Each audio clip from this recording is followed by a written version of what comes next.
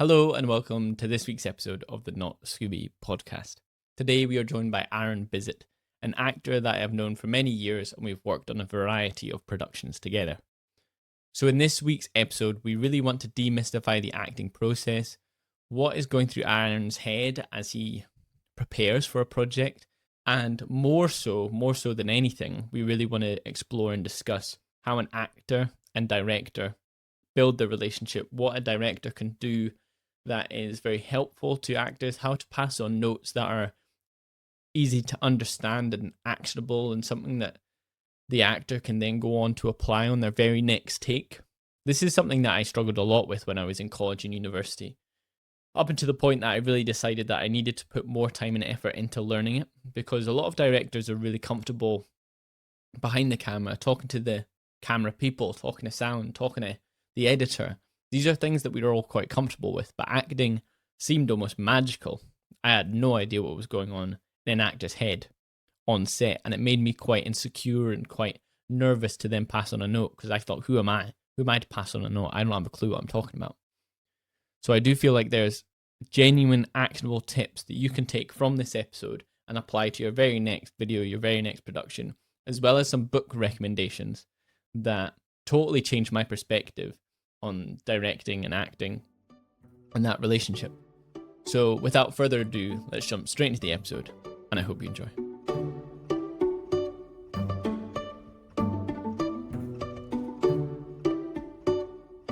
Hi Aaron, thank you so much for joining me on this week's episode of the Not a Scooby podcast. So let's dive straight into things with pre-production. Let's say someone's cast you in a film. Mm-hmm. How can they help you during pre-production? Is it worth grabbing a coffee just to have a conversation about the character? Yeah, definitely. I think as much conversation as you can have before even rehearsing with other actors, because that's sort of building the foundation for what you're hoping to achieve together. If you don't have that kind of understanding together about what the project will be, I think it's hard to then go forward and really nail it together. You'll probably end up closer to the end and there's a big misunderstanding about the character. So what are those main questions that you're asking? You've been cast for a role. Let's go grab a coffee to discuss this character. What are those questions that you're acting? Is it about the background of that character, experiences they've had in the future, the relationships they maybe have in their personal life that affects? How deep do you go into it? Because it could start getting a bit pretentious almost, a bit like, and directors are just as guilty of this as anyone. Here's a 12-page backstory of your character. How useful is that sort of stuff? And where's the line? I think it depends on what you're trying to achieve, like what the project is. As much detail as you can go into about the character, for me anyway, that is pretty key. If I've read the script and I have questions about the script directly, I think that's the main thing. If there's any sort of queries as to, it could be plot as well. The amount of times I've read something and I think I've understood what it is that I've read, and then I'm speaking with the director or another actor about it, and they're like, oh no, I think that this is what happens and this is why that happens. So it's really good to clear up those crossed wires very early. Questions about the character, especially if it's a writer-director, it's good to know a bit about them, because if they've written from some form of experience, then it's good to hear their take on it, what they've experienced. And how important is it when you've been cast for a role that the director or writer somewhat hand off the character to you, and you can make it your own, and you can maybe do some things that are surprising? But how important is it for you to have ownership of that, and you can go away and make your own backstory up if you want to? Entirely depends on the script, I think, because then you can't make anything about your character that contradicts the script, because that's what you're getting there. That's essentially your Bible for who this is at this period of time. And then I guess you can start to think what caused that person to become that way. I do like the freedom of that, but I think knowing the character for sure is key to then allowing that creativity. It's important, I think, for the actor to understand, but only if it's in accordance to the script and what the director wants. Do you feel like you want to hand off as much as you want? I'm a massive believer in the saying that 90% of direction is casting. Yeah. So I do believe if you cast the right people, it's smooth sailing from that point on. Because everyone has their limitations. Sure, you have some fantastic actors that have seemingly limitless range. Your life is going to be so much easier. As you said, even with understanding the character, why do they behave this way? If you cast someone that somewhat mirrors the character in some way, shape, or form anyway, then you're making your life really easy. And I think when it comes down to that, and someone, you cast them and they have an innate understanding of the character from the get-go, on a personal level, understand why that character acts like that, and then it's really easy to hand it off.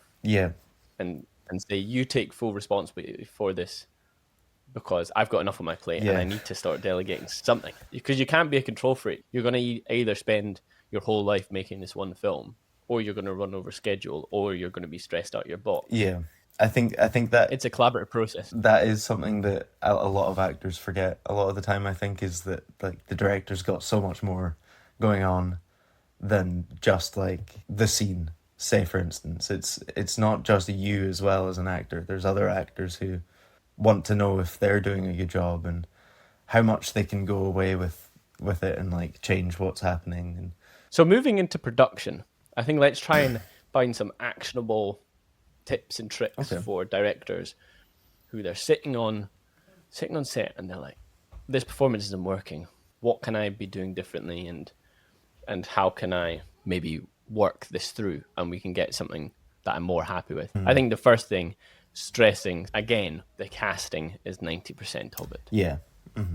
Because if you cast the wrong person and you're on set, you've given a few notes and it's country miles away from where you want it to be. Yeah. You may just have to throw up your hands and say, yeah, I made the wrong casting decision. Yeah. And the opposite happens as well.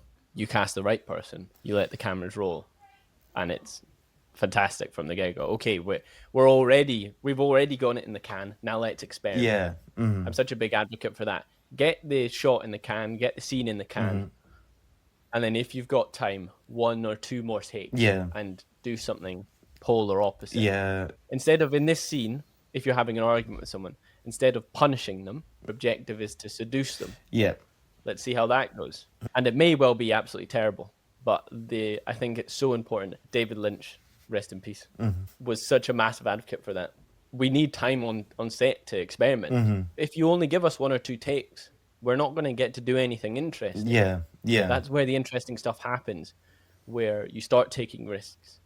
If you only give me 1 or 2 takes on each setup, then I'm going to play it safe. We're going to do the most obvious thing possible because we're so restricted. Yeah. Things like, oh, you are frustrated is not really much to go off. Those small little like descriptor words, actionable words are really useful. I think that's a really good transition to, if you're a director and you don't have a clue about how to speak to actors, literally the one book that entirely changed my perspective on this is, for anyone watching the video, Judith Weston, Directing Actors. It's quite a thick textbook, but it has everything from understanding the acting process to those action verbs that you talk about. Literally, if there's one book you're going to read to help direct actors better, it's this book. That's the only book you need to read, in my opinion. Everything else can be left behind. This is the one book you should be reading, and it's fantastic. It really changed how I look at it, and I think I'm now actually very confident with speaking to actors about giving direction. But before that book, I had no idea. But Directing Actors, Judith Weston, must recommend. Yeah, it's a must read for anyone that cares about developing a relationship with actors. So what makes a bad director? What makes a bad note? As you mentioned there, frustrated. Frustrated is an emotion. Yeah. We cannot help how we feel. It's What do we have control over? Yeah, any emotion in a scene needs to have a core to it. I think any time that I've had bad direction, it's because they've just been trying to give me the end goal. And I think that's maybe like early days direction, or like directors, that you want the finished product. You want to be seeing that. So that I think that's maybe a pitfall, is that you just want the result. But for an actor to get that result, sometimes just saying, I need to see you more like this, is way more detrimental than, why are you feeling this? What has got you to feel this in this scene? Even if it's just taking that extra couple of minutes to sit and think about it. And you've not always got that time. As an actor, if you've been given a note that really just connects you back to the core of that emotion, and it could be an action, it could be a game that makes you frustrated, like the counting to 50. Things like that are really useful, and you've got that time. Even if the director's not got that time, all they need to do is give you the note. Then there's camera set up, light, need to wait for a plane overhead or whatever. Sometimes you've got that time to just sit for a second and connect back to that. I think, yeah, but anytime I've had bad direction, it is result based. And more. I want more. Yeah. Be more angry, more anything. It's like, okay, how much more are we talking? Yeah. And I think that, as we spoke about, off-screen scales is massive. Either if you have the time to really, as a duo, understand from 1 to 10. Yeah. Okay, maybe if this scene was a 5, this one's now an 8. Yeah. But that works for some people. It's knowing exactly what that 8 is as well. Yeah, because we used to do that a lot, of just getting exactly the scale of, you're calm, you're in your house. That's 1. Your 2 is you hear the wind whistle past your house and it sounded a bit weird. Okay, then up to 7 could be you're getting ready for bed and you hear a knock at the door, or there's a tiger coming up your stairs. Things like that. Get really specific about what that scale is, and that just speeds everything up on set as well. Because if you didn't have that, and the director comes to you as an actor and goes, okay, we need to see an 8 for this line here. If you don't have the understanding, you're both on the same level, then you're just wasting time at that point. Absolutely. For me, if you don't have that time in prep, for whatever reason, it's a really fast-moving production. Instead of referring to numbers, referring to objectives in a scene, if it's an argument. Yeah. First take, you're teasing the other character. Okay, second take, in my head, I'm sitting there thinking, I want more. Okay, I understand saying more isn't helpful. So what can I say? On the first time I said tease them. Now I'll say bully them. And it'll be more extreme, it'll be more aggressive, it'll be more hurtful. Yeah. I'm sitting there, I still want more, but I can't say more, so what can I say? What's a more aggressive word than bully? Punish. Okay, this time you're punishing them. Yeah. And then you've kind of you've built a scale there that makes logical sense. Okay, I'm going to do more on the next one because he's given me a more intense description of what I'm trying to do. You're not trying to bring a tear to their eye. You're trying to not only ruin their day, you want to ruin their week. Yeah, and those are all action words as well. They're all actionable things that you can actually, if I was to be doing this, what does that change in my behavior? Because it puts focus on the other person.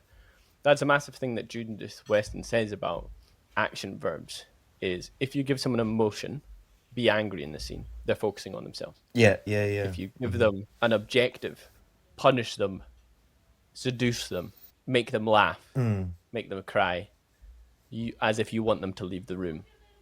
It's focusing on the other person in the scene. Yeah. Which just gets people out of their head, I imagine, and into the scene, and you know whether or not you've done a good job by the end result. Is this person in tears? No? Okay then. Get them there.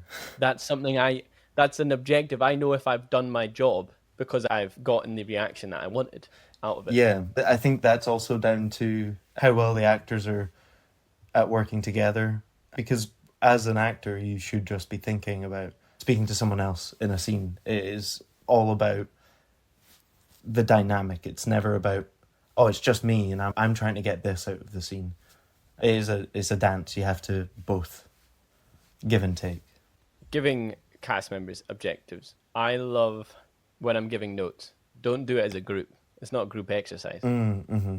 Aaron, let's go speak over here. Or if I can't, if you're in a confined space, literally whispering it. Yeah. Being like, this is your note. Mm-hmm. Because if someone overhears, or if they're involved in the conversation, and I say, Aaron, I want you to punish them in this scene, Mm-hmm. that may also influence their performance. Yeah.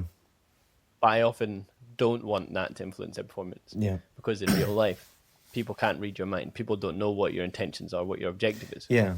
So maybe I'll tell you, Aaron, this is your objective. And then I'll give them the opposite one. Mm-hmm. I'll say to you, try and make them cry. And I'll say to them, try and make them laugh. So they're coming into this argumentative scene and they're trying to lighten things up. They're trying to move on and find a solution. And you're doing the opposite. Yeah. And that's going to come through more so in their performance. They're coming in happy-go-lucky, trying to be positive, and the second you say something with that punishing objective, their reaction is going to come through. Hold on a minute, I thought the objective of the scene was to make you fucking laugh. Yeah. Why are you screaming at me? And that's going to be very interesting. Yeah. Particularly if it's objective-based. I had a scene once where a character for a music video, she had stolen her dad's golf clubs, and she jumped in a car. And then I was like, okay, hold on to these golf clubs with your life. Don't let anyone take them. And then I went to the car, and then I was like, the second she jumps in the car, take the golf clubs off. So she jumps in the car, and she's holding on to them, being like, oh, hi, guys, how are we all? And then the guy, like, snatches it, and then she looks at him like, what the fuck are you doing? Jack specifically told me not to give these up. And then they're, like, sort of wrestling with it. And then you cut, and then you are kind of playing a game. Yeah. And then I kind of laugh, because I'm like, yeah, everyone's confused. It's like but that was social engineering. Yeah, hey, maybe that's it. It's difficult because it does feel manipulative, but it's fun. That sounds really bad. It's like the whole game is you're trying to get people out of their head. Mm-hmm. You're literally trying to get people to stop judging their performances, Mm-hmm. to be in the moment, and to do something that's legitimately shocking. It's not in the script that's surprising. It's not something that people are pretending to be surprised about. Do something that legitimately surprises them, and you'll be interested by what comes out of it. Yeah. So trust with a director and actor relationship. How important is trust? Because during a take, are you judging your performance? Are you in your head thinking, "Oh, I'm doing well here. This is going pretty well"? It's usually never that. That's usually never the thought. Usually it's, oh, my eyebrow did something there that I didn't do in the last one, and I wonder if that comes across weird. That's usually for me at least, I'm usually quite analysing as I go. Not as the overarching main thought, but it's definitely there in the background. I often tell cast, you need to give yourself entirely to the scene, and don't be worrying about how is this scene looking, is this going to work for the film, is this film going to be terrible. That's my job. I need to be, this is the X factor. Everyone needs to have faith in me that I'm going to make the right choice. Yeah. And I tell people that be confident with me that I'm never going to move on from a shot or a scene until I'm happy. Yeah. Don't do a take and then ask people, how did you guys find that? Yeah. It doesn't matter. Yeah, it's I definitely think that took me a while to get over, I think because acting process and learning that through training and everything, that was a whole very big personal experience. So then coming to something where you're not the only person who's having that personal experience, being able to just go, hey, that's it, the director's happy with that, cool. Or even if they're not happy with it, trusting their decision, I think can be hard to get over sometimes, but it's really key. You don't always know what the scene is gonna come to, like we spoke about before with editing, I don't necessarily know how this scene is going to be edited. So I shouldn't really then be like, oh no, wait, hang on, I don't think that that's right because I have this image of what the scene's going to be in my head. And I'm not a big believer in auteurs and directors, like the one true voice or whatever. I still think there's other people that need to be involved in the creative process, whether it's a showrunner or it's a producer or it's the writer, if there is one, and whatnot. Yeah. But the director's role is to be sort of the captain of the ship to a certain extent. And you just got to be decisive, whether or not it's kind of a fake it till you make it situation too. If you're not sure, I don't think there's not room to let other people necessarily know that. But at the same time, saying that, two caveats. One, as much as it's important that you're happy, if an actor says, can I do that one more time? I think you need to be flexible to that. Yeah. And also, I think it's really important to create an atmosphere in which people are allowed to fail. Yeah. And I think that first comes from the director failing in a certain sense. As I said, if you've got the time to do more takes of a scene, it's in the can already. Yeah. And giving them quite an abstract objective in this scene that doesn't really make a lot of sense. And just seeing where it goes. Yeah. It's not the logical choice, it's the opposite. Seeing what happens there. Often it's going to be shocking. Often it's not going to align at all with what you want from the scene. Yeah. And I think if that's the case, calling cut, walking in and being like, yep, guys, I hold my hands up, bad note. Yeah. Didn't help at all. Yeah. Let's move on. And being able to do that, being able to admit that I'm going to make mistakes. Yeah. And we're all allowed to make mistakes. Just like how when I've made a mistake, I don't want to get an earful off of anyone. Yeah. If someone else makes a mistake, then I'm going to give you the same service. I'm going to be polite and understanding. Yeah. Because really just making mistakes just means that we're pushing the boundaries and we're trying to do something it's opening special. We're not playing it safe. Opening it up to experimentation. Is it essential between every single take to get a note? No, definitely not. I think I was kind of brought up on no note is a good note. Yeah, there's not always time for it. And if the director's talking to a scene partner, giving them notes, and they don't give you anything, in my head, then they want to see the same again, or that must have been good, so I can then experiment with something else. How do you feel about takes? Because it's a cliche at this point of some of the biggest directors in Hollywood loving to do 60 takes in a scene. My perspective is it's hard to argue with, because when you look at these films, Stanley Kubrick, David Fincher, I'm not actually the biggest Kubrick fan on the planet, but generally speaking, people adore these films. Yeah. So when someone says, oh yeah, David Fincher likes to do 40 to 60 takes in a scene. Wear out the actor. Like, yeah. Yeah, his explanation for that is, why are we paying these people millions to then try and get them out the door as quickly as possible? Yeah.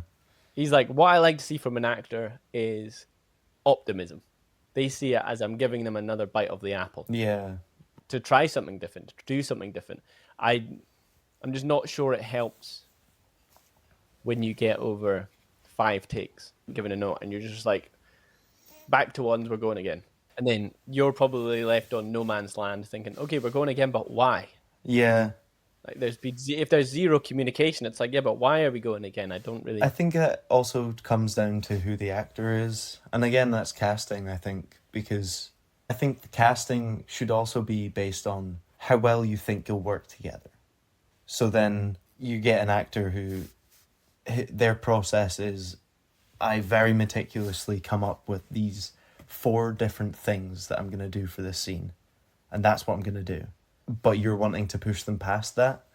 They might not have known that this is what was going to happen. And they might get a bit pissed off that they're pushed out of their comfort zone. And they're like, that's not my process.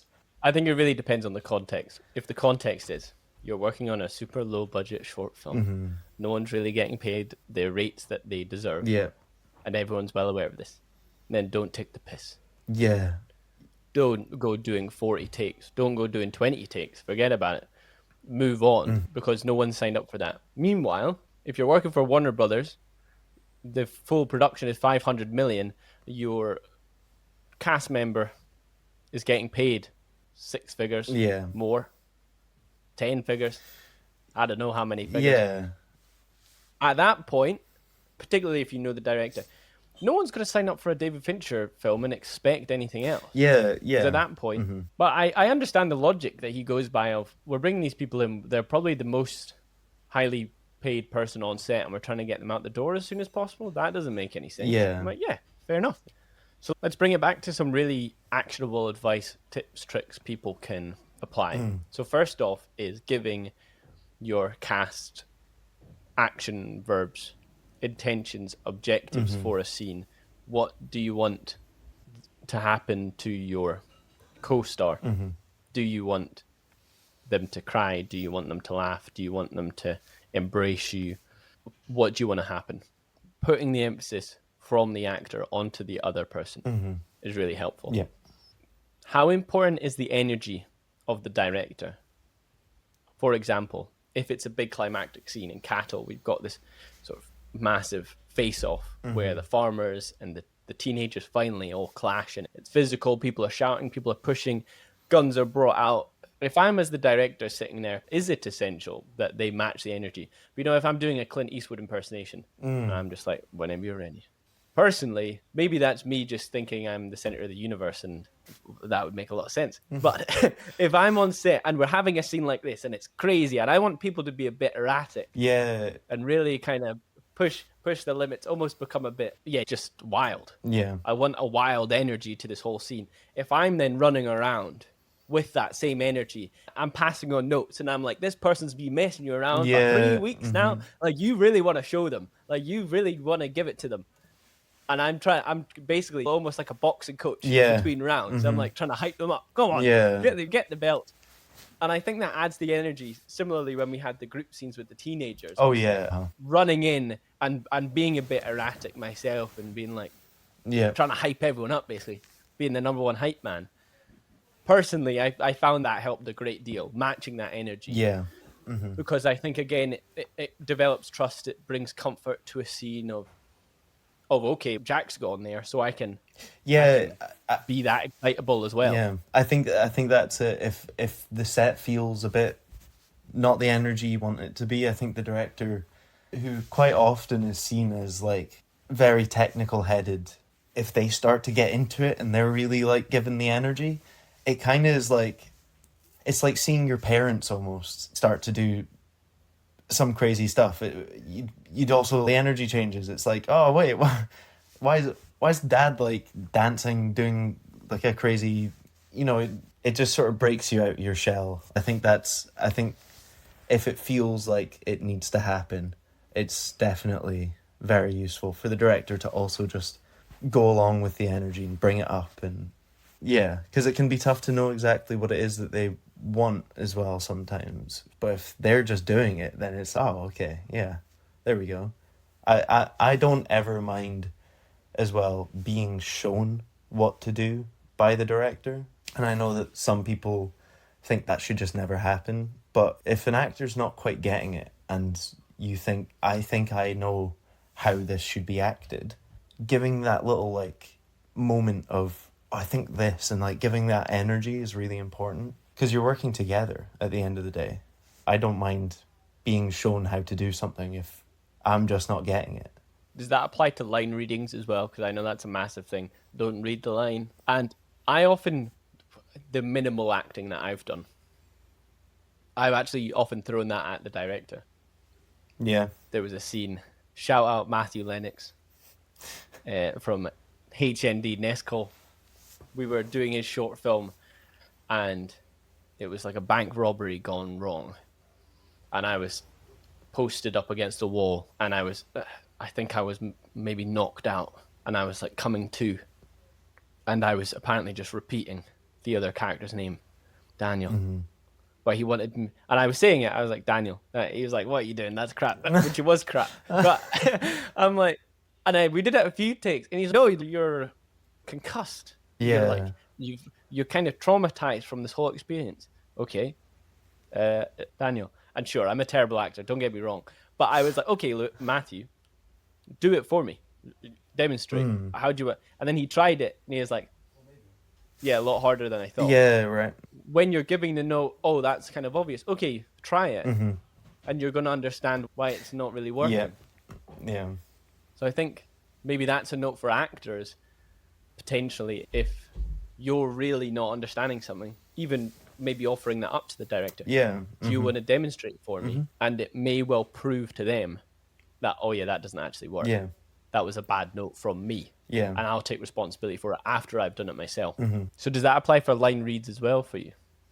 Yeah, I think so, because sometimes you can also find that you read a line and you go, that I can understand how that could be said, but then you go to actually say it and it just doesn't feel right. There's times where it just doesn't really sit. It's a bit of mouth gymnastics to actually get it out, and you maybe didn't see that when you were reading it, but then to actually try and say it, you could then, oh, okay, maybe let's try this. We can change it to say this, but that also depends on the size of production and if there's a script supervisor there and whatnot, if you're allowed to make amendments to the script and whatnot. I think I'm happy as long as it gets us there. Anything to get us to that point where that's the take, that's it. I think that's a good mindset. And going back to the energy very quickly, I'm super extrovert. I'm energetic as it is. So it's very easy for me to get to that place where I'm running around on set and I'm being a bit wild. Maybe for some more reserved people who, A, don't have the energy to do that, maybe don't feel comfortable doing that. As simply as when you say action, doing it in a tone that, like, similar to me running around set, just by the way you say action can determine the atmosphere, the intensity. If I'm shouting action like a war cry, people get the assignment. Yeah, right, yeah. Okay, we're at war. Yeah. If it's a more intimate scene and I almost whisper it, action, everyone knows, okay, we're down here. Yeah. And I think maybe that's just a simpler note for people. Yeah. For directors, if a scene's, how do you know if a scene's not going well? How do you work through it? Obviously, it's case by case basis. My general thought process is if I'm watching a scene and for whatever reason my mind wanders, if I'm watching a take and my mind goes somewhere else for any apparent reason, maybe I can't put my finger on what the problem is exactly, but that's my subconscious telling me something's wrong. Yep. So if a director has a problem with isn't convinced by your performance, how should they go about working that through with you? Should they take you aside, have a private conversation, opposed to, which could potentially be embarrassing, in front of the whole group, saying, here's the note, we're really not getting it. Taking it aside, having a quiet word, having a discussion. Yeah. And not blaming, not putting blame on the other person. I think you're creating something together. I think to cause any sort of embarrassment or putting the blame on someone for, I think that's, you're going down a weird path there as a director. And like you said, it's, you're wanting to create that sort of environment where failure is okay. That is fine to happen, because from then on out, you don't really need to worry so much about, are they going to take this the wrong way? Will they be embarrassed if it didn't work and I'm telling them it didn't work? But then that's also case by cases. It's hard to say for sure what works all the time, direction-wise. Sometimes it'll be something really simple that, I don't know, getting pulled to the side and it's just kind of, oh, okay, didn't really feel like we were getting it there because I didn't really believe it. I think that's a big one, is, did I believe that or not? And what is it about that made me believe it? And quite oftentimes that's just the intention and the character. Just a simple thing sometimes can go a long way to keep the process moving. Another note, Judas Weston actually says, talk 50% less, particularly on set. It's really easy to have a discussion about the backstory and things like that. And there's a time and a place for that, as we agreed. On set, Gary Oldman actually said this about Christopher Nolan. In the years we worked together, I only received 2 notes. And one of them was during quite a climactic speech. And Christopher Nolan came over to him and simply said, "The stakes are higher." And he left. Yeah. And Gary Oldman was like, "That's all I needed. I just needed to know the stakes are higher." Yeah. I don't know what those stakes are, but the stakes are higher. Yeah. And then let's go again. I think that's it. It's down to use the actor to also know the scene, the character. And you don't really need a lot from a director sometimes if you've really got that honed in. I think the stakes is a really good example of something to focus on. Yeah. Because that really influences your entire performance. If 2 characters are having an argument, if they're in a romantic relationship, are the stakes that this is like a relationship ending argument? Or are they going to potentially not speak to you for the next few hours and then they'll be all right? Yeah. What are the stakes? Are lives at risk? Or is it, or you're maybe going to be late to work? Yeah. Another one I like to do is as if. Often giving context prior to the scene. Again, let's say it's an argument. Before entering the scene. As if you've overheard them saying that you're a bad cook. And this is the next time you're talking to them. As if you've seen them do something. As if you saw them kiss someone else. Yeah. You've had a bad phone call from work. You've just been told that you've been fired. Yeah. Now you're going to the scene. I think that kind of thing could be quite interesting. Because that changes, it slightly changes your relationship with the other character. It changes your intentions towards them in the scene. What will the next thing that they say piss me off because of what I've been thinking about them? I really like those kind of on-set mini games of just to take it out of the headspace of the craft and all of that. Sometimes you can get really wound up in all of that, and it is not helpful towards the end result. But to add in these tiny little games or just different ways of thinking about the scene or your character, or getting you to not even think about your character whatsoever. Yeah, that's really useful. Another one. You're having a rough day. Offset, in real life, you're having a rough day. Do you apply that to the scene? You can use that frustration instead. Yeah. And apply. I'm trying to ignore how you're feeling naturally and use that to the scene. And I think ultimately that boils down to my number one thing of casting people that understand the character or just behave like that naturally. Yeah.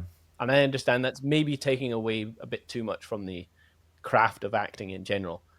But if someone behaves in an everyday sense similarly, then that will go so far. Cattle, for example, with yourself. Your whole character is the odd one out in a group of fairly loud, rowdy, boisterous like alpha kind of male kind of kind of lads, all thinking that they are the boy. And you're trying to fit in, but you're really struggling. Yeah. To a certain extent, that applied when we cut the cameras too. Yeah, I couldn't keep up with those guys. But then that's immediately why I thought this is good casting, because it immediately translates. Similarly with Jenny, her character of Sarah was somewhat supposed to be a mothering role to a certain extent of just trying her best to keep you guys out of trouble. Yeah. Particularly yourself, feeling protective of yourself, as if it was an older sister, younger brother relationship. Similarly, that applied to off-screen. I sometimes struggled when I shouted cut to bring everyone back down to a level and to listen. Because I'd got people amped up and it was hard to bring them down. Okay, guys, I'm trying to give a note here. Yeah. And it would often be you were there listening. And then Jenny would kind of have to round up the rest of the boys. Yeah. And be like, all right, guys, let's go and listen to this note. Yeah. And then we can go again. And I thought, I was like, oh yeah, this is great. Because everyone's naturally playing out their roles. Yeah. Yeah. It's not like the camera's cut and then the hierarchy of the group suddenly changes. Yeah. The hierarchy of the group remained. Stayed on and off camera. Which also was useful for getting the intention of my character, because I had so much more to prove in that aspect. I couldn't keep up with them verbally, or they were quick with it, way quicker with it than I was. So then the only thing for my character was violence, essentially. And so that was the intention given to by the energy of of the other people, I think. And I think we identified that early on and we leaned into it as a group because there was so much room for improvisation. And I could tell early on, Chris, Lloyd, Afonso are good at improvising. Yeah. They have their laundry list of insults. Yeah. From being teenagers. They're like, I can pull this out. Oh, I can do this. And sure, they probably prepared those to a certain extent between takes. But the difference was then you would come back to the group, they would hail insults, throw insults at you. And you could tell you were personally like, I don't know what to say here. Like, I'm a bit frazzled. I'm like, that's exactly. And it's that fine line between, yes, you're acting, but you're also legitimately, I'm getting bombarded here and I don't know how to defend myself. Yeah. But then I think just, you were quite good at nurturing that on set. You were quite good at realizing what the casting's got, like the advantages that it's given you on set, and then just keeping that energy going slightly, but not too much so that we were like getting tired out too quickly. Yeah, realizing what you had there and just like feeding it slightly. Thank you. I don't want this to just be turned into a bloody no, but phrase. At the same time, it's good advice. Yeah, I appreciate it. Something that came to mind there actually, when I was speaking about Jenny's character and your character, establishing relationships. I've seen this quite a lot. You're the king, and they're the sorry people. Is it a parent-child relationship? What's the dynamic? Similarly, you can give two cast members different dynamics. Yeah. You can say to one cast member, you're a parent and they're your 10-year-old. So you're going to be somewhat patronizing or something along those lines. The other person sees it as, oh no, you're peers. And then the third person, you tell them that you're similarly, you can maybe go a bit overboard with that. I was going to say you're like the army, what are they called? Cadet dudes. Yeah. That like telling everyone, or you're the basketball coach and they're the player. And that kind of, you have more of a right to tell them how to behave than the other person if you tell them a different dynamic. Yeah. Let's apply it to yourself and Jenny's character. Jenny, you're sort of an older sister to Aaron. But then if I tell you that you have a different dynamic with Jenny. Yeah. And it's then probably quite frustrating to be like, yeah, stop patronizing me. I don't know why you do that towards me. Because I'm not your little brother. I think, like, I joked about social engineering, but I think being clever like that, you know, if you can figure out a way to, like, get the dynamic you want, it is kind of, it can be seen as, like, manipulative or whatever, but you're doing it for a reason. You're doing it for the end result. And I think, giving people things that are secret. One of my favorite director's notes, was being given a secret and having the other person really try and get that out of you, but they've also got their secret. Things like that. Just like little side objectives. It definitely, social engineering on set is it can be fun as well, I guess, but yeah, I think it's a matter of great power comes great responsibility. Like if you're in the director's chair, like you have a lot of control of how things go, and you just have to be careful with it. Yeah. To end, let's have a quick fire round. What's the biggest green flag in a director? What makes you think, oh, this is going to be fun? They seem like a fun person to work with. Someone who wants to meet up before anything starts. Someone who wants to meet up post, say, audition, or if it's something that's smaller and you've kind of just been given the role. Anyone who wants to meet up, big green flag, pre-production. We've got a director, wants to develop their understanding of acting. What is the one piece of advice that you'd give them to be a better director? I don't know. I would maybe genuinely go to a youth theatre group if you could, or an amateur theatre group, and take part in the games and that's all that I did as an actor pretty much. When you're not running a scene, you're rolling around on the floor and trying to think about what kind of animal am I just now, and how would that change how I move, and it's all there's nothing all that tangible about it. So I think really trying to experience it is a good way of going towards it. Learn a monologue, actually. Learn and deliver a monologue to your pals or your mum at Christmas or something. I think that's a big one. I think doing it is massive. By doing it, naturally, you'll understand the form of acting a lot more. And particularly when you're given a note, you'll understand, was that note useful or wasn't it? And why wasn't it useful? Yeah. And then that will be something you can then apply to your own work. Yeah. Nice. I think that's the perfect note to end on. Cool. Aaron, thank you so much for joining me on this week's episode of the Not a Scooby podcast. Thanks for having me.